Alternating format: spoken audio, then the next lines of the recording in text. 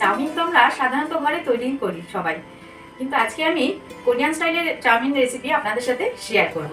আমি পিয়ালি রেসিপিতে আপনাদের সকলকে অনেক অনেক ভালোবাসা। আজকের রেসিপি কোরিয়ান চাউমিন। কোরিয়ান চাউ করার জন্য আমি এখানে 300 গ্রাম চাউমিন নিয়ে নিয়েছি। এবার এটা আমি বয়েল করে নেব।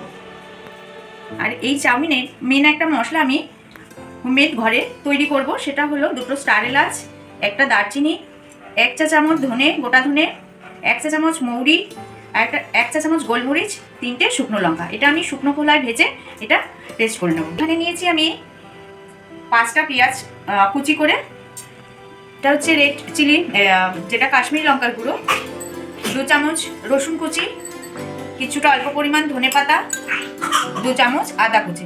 যেহেতু আমি চাউমিনটা এই পাত্রের মধ্যে মেশাবো, সেই কারণে আমি এখানে দিয়ে দিচ্ছি 3-4 চামচ ধনে পাতা, কালারের জন্য দেওয়া হচ্ছে।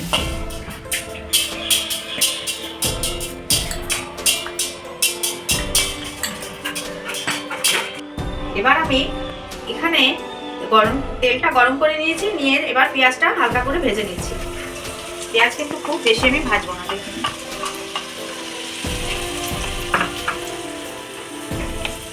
এবার দিয়ে দিচ্ছি রসুন কুচি,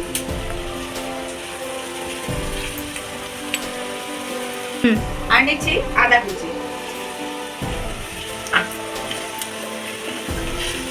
দেখুন এটা কিন্তু আমার এই যে পেঁয়াজ আদা রসুনটা কিন্তু আমার এই যে হালকা ভাবে ভাজা হয়ে গেছে। এবার আমি এটা নামিয়ে রাখবো। দেখুন আমি কিন্তু এই নুডলসগুলো এইভাবেই দিলাম, আমি ভাঙিনি, কিন্তু এইভাবেই গোটা গোটা দিয়ে দিলাম।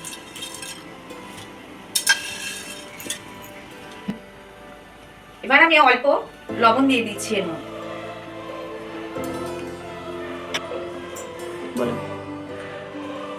এবার গামলায় আমি পেঁয়াজ ভাজা আদা রসুন ভাজা এটা আমি দিয়ে দিলাম, দিয়ে এবার এটা একসাথে মিক্সড করব।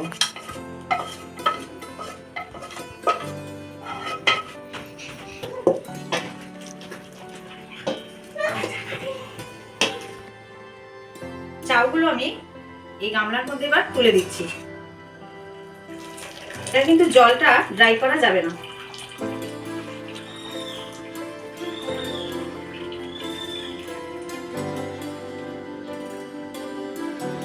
এবার সবগুলো আমি এইভাবে ঠিক মিক্স করে নেব।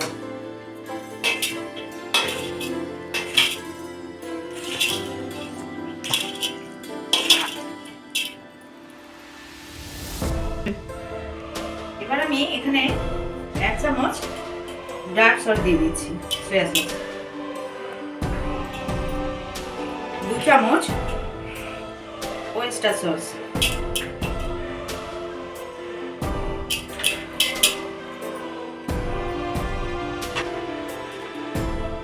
এখানে দেব 3 চামচ টমেটো কেচাপ।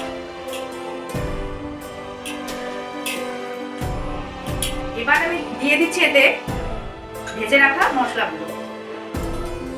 আপনারা তো দেখতেই পেয়েছেন এখানে আমি কি মশলা ভেজে।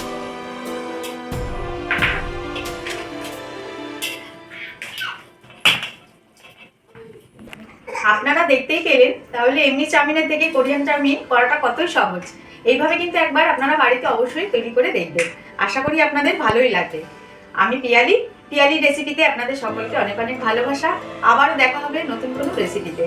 আমার চ্যানেলটি যদি আপনাদের ভালো লেগে থাকে তাহলে কিন্তু একটা অবশ্যই সাপোর্ট করে দেবেন।